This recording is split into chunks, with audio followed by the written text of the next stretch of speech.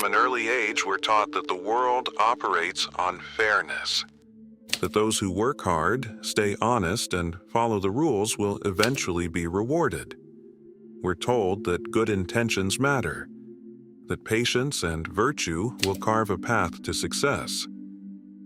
But as we grow older, reality begins to fracture those beliefs. We look around and see a different story unfolding. Corrupt figures rise to positions of influence.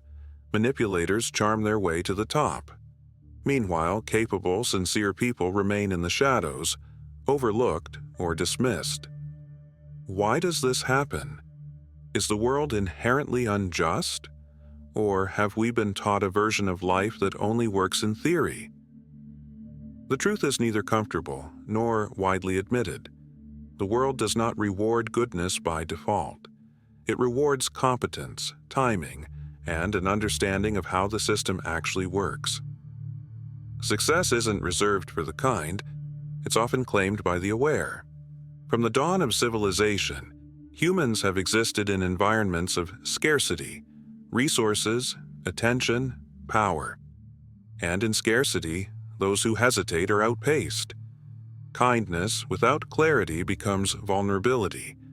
Morality without discernment becomes paralysis.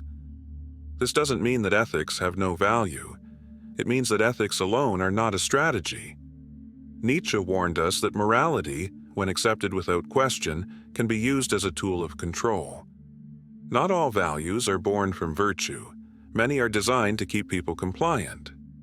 The danger lies in clinging to idealism while ignoring the reality of power.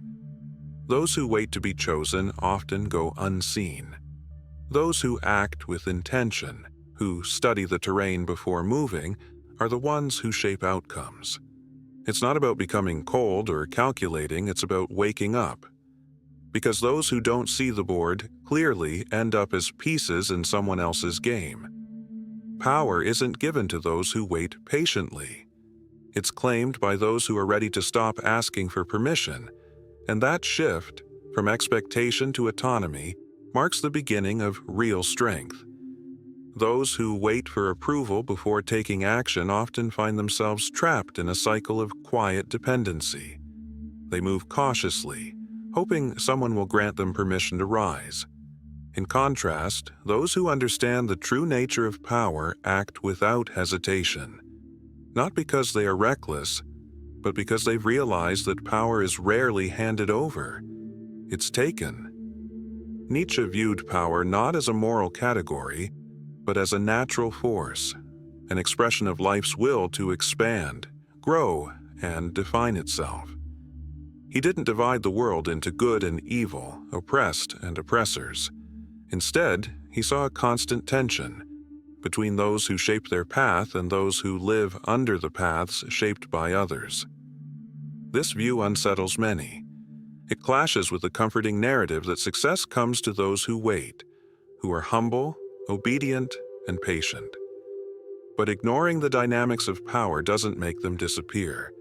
It only ensures you'll be at their mercy. We've been conditioned to associate ambition with arrogance, strategy with manipulation. We're told to share, to wait our turn, to trust that effort will speak for itself. But in practice, the world rewards those who combine effort with insight, who understand that rules are not sacred, they are tools, and tools can be used, adapted, or abandoned when necessary. This doesn't mean abandoning ethics. It means abandoning naivety, because in an ever-moving world, competence doesn't slow down for anyone. And those who cling to a morality of self-sacrifice, without understanding its origin or purpose, often become pawns in systems they don't even realize they're serving. From childhood, we're taught that humility makes us good, that obedience earns approval, that seeking power is dangerous. Nietzsche challenged this, suggesting that these values are not eternal truths, but social constructs designed to maintain order, not necessarily to empower the individual. He spoke of two moralities: the morality of the master, rooted in strength, self-determination, and creativity, and the morality of the slave, rooted in obedience, guilt, and dependence. Each leads to a different kind of life. One shapes reality, the other adapts to it. And those who live waiting for permission rarely realize that they've already been denied it. The morality of the slave, as Nietzsche described, isn't chosen. It's inherited. It's the path of those who seek safety over freedom, of those who follow orders not because they agree with them, but because they believe obedience will shield them from pain, failure, or conflict. But in a world that never stops moving, safety becomes a mirage and passivity becomes a liability. People who cling to this mindset often see themselves as virtuous. They wait their turn. They do as they're told. They hope the system will notice and reward their loyalty. But the truth is harsher. Systems are rarely built to uplift the obedient. They are built to maintain control. And those who never question the rules are the easiest to rule. History is full of examples where humility, self-denial, and sacrifice were glorified, not to empower people, but to keep them manageable. If you convince the masses that wanting power is evil, they will never pursue it. If you tell them that morality means submission, they will never challenge the structures that keep them small. This doesn't mean we should abandon all ethics. Nietzsche wasn't calling for chaos. He was calling for awareness. True freedom begins when we stop accepting inherited values without reflection. When we begin asking, whose morality am I living by? Power, in its essence, is not about status or wealth. It's about the internal architecture of the mind. Studies show that successful leaders tend to share common traits: high tolerance for risk, a calm decisiveness under pressure, and an unusual resilience to external judgment. These aren't just business skills, they're psychological foundations. And what keeps many talented, well-meaning people stuck isn't a lack of ability, it's the paralyzing belief that they must wait, that their virtue alone will speak loud enough. But power doesn't respond to quiet virtue. It responds to presence, action, and clarity. One of the most dangerous illusions we're taught is the just world fallacy. The idea that the good will always be rewarded and the bad inevitably punished. It's comforting, but it isn't true. And until we break that illusion, we'll keep waiting, while others, less afraid, move forward. The idea of a just world comforts us. It tells us that if we work hard, follow the rules, and stay humble, we will eventually succeed.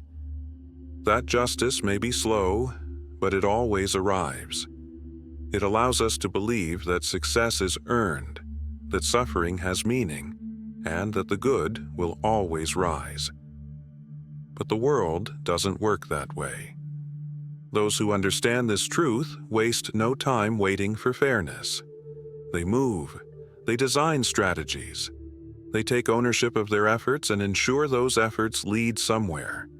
They don't sit quietly hoping to be seen. They position themselves to be impossible to ignore. This isn't dishonesty. It's awareness.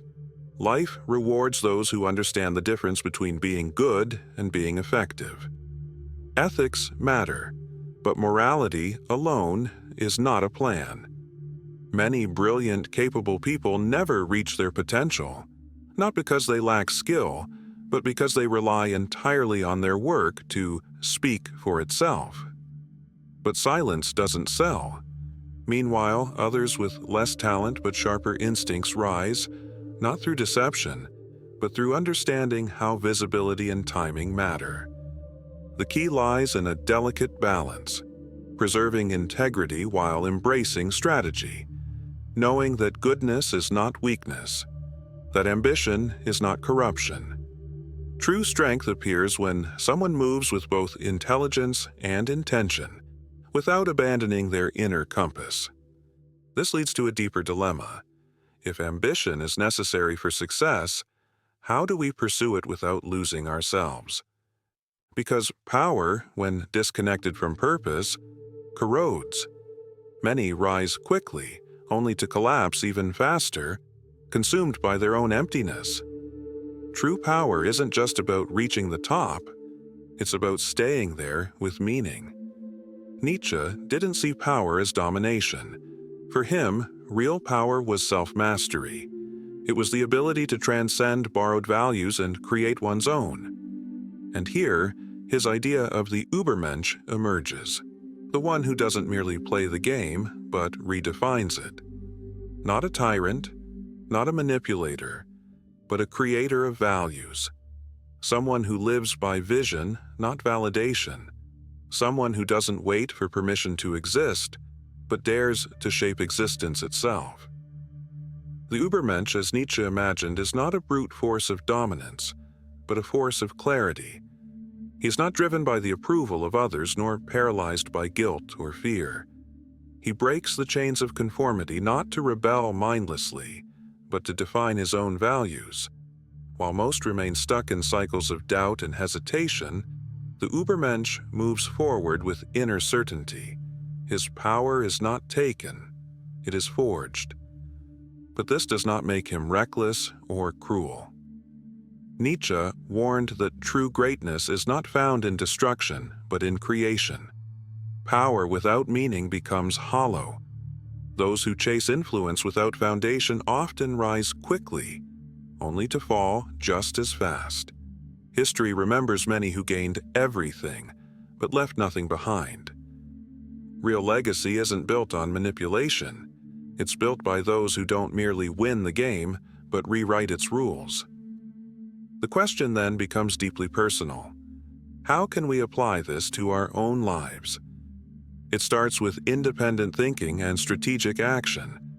It's not about rejecting morality, but about examining which values elevate us and which ones keep us small.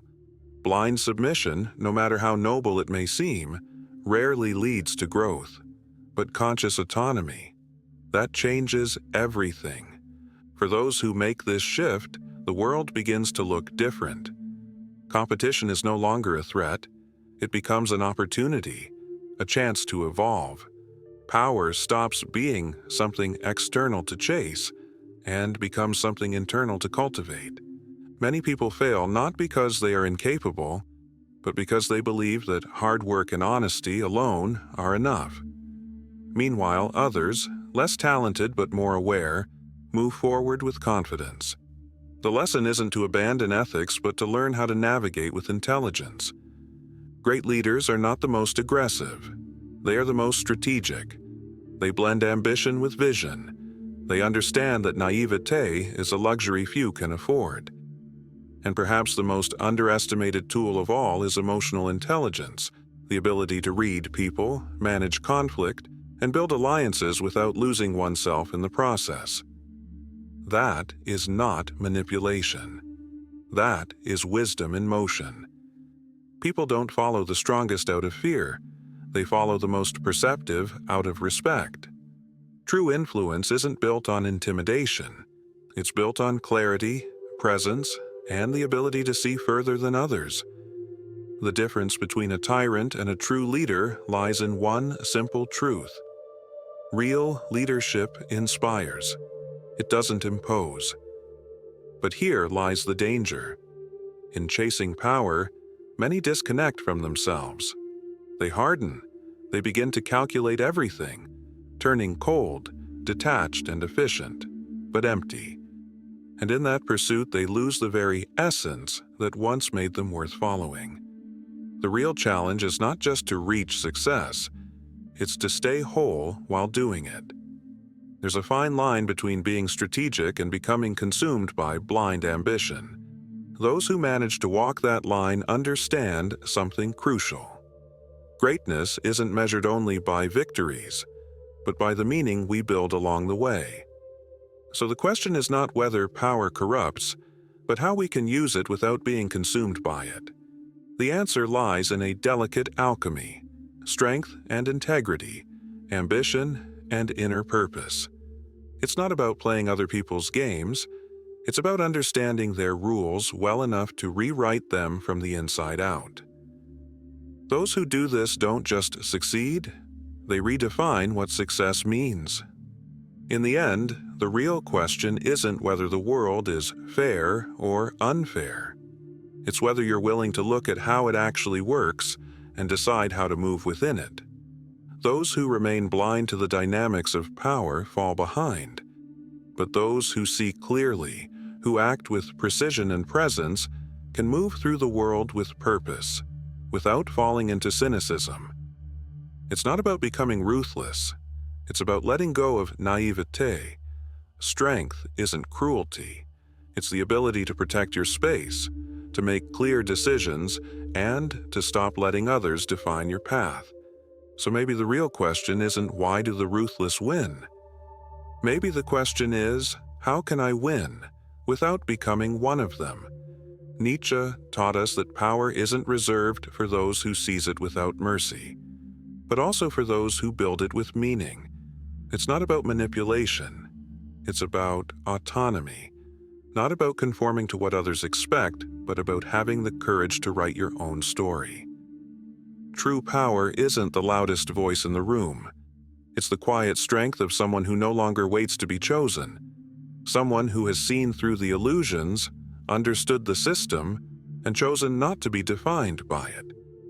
The key is not in blindly following rules, nor in breaking them recklessly. It's in understanding them, and then deciding which ones deserve to be followed and which were only ever meant to keep you small. This kind of power doesn't come from domination. It comes from clarity, from knowing who you are and refusing to betray that truth for applause or acceptance. Now I want to hear from you.